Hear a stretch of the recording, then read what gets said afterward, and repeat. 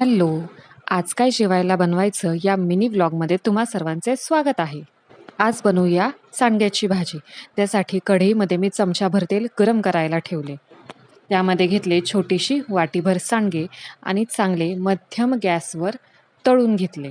अशा पद्धतीने कमी मध्यम गॅसवरती हे सांडगे गोल्डन ब्राउनिश होईपर्यंत तळून घ्यायचे आणि एका ताटामध्ये बाजूला काढून घ्यायचे.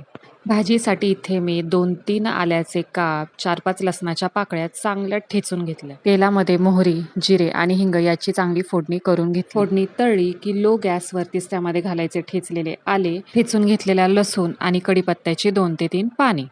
फोडणी चांगली मध्यम गॅसवरती परतून घ्यायची.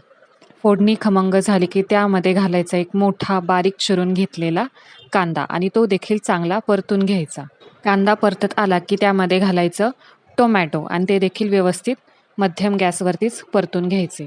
त्यामध्ये घालायचे चवीपुरते मीठ आणि एक अर्धा चमचा धने पावडर, 1 चमचा घरगुती मसाला किंवा कांदा लसूण मसाला तुम्ही घालू शकता आणि हे सर्व मसाले मध्यम गॅसवर यामध्ये 1 ते 2 मिनिटं चांगले परतून घ्यायचे. मसाले परतून झाले की त्यामध्ये घालायचे तळून घेतलेले सांडगे आणि ते देखील यामध्ये चांगल्या प्रकारे मिक्स करून घ्यायचे.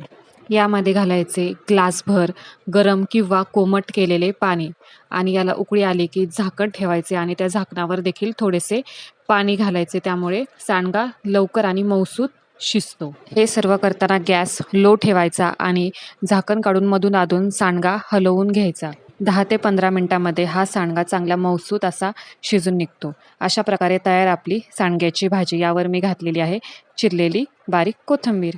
चला बाय. Enjoy your food.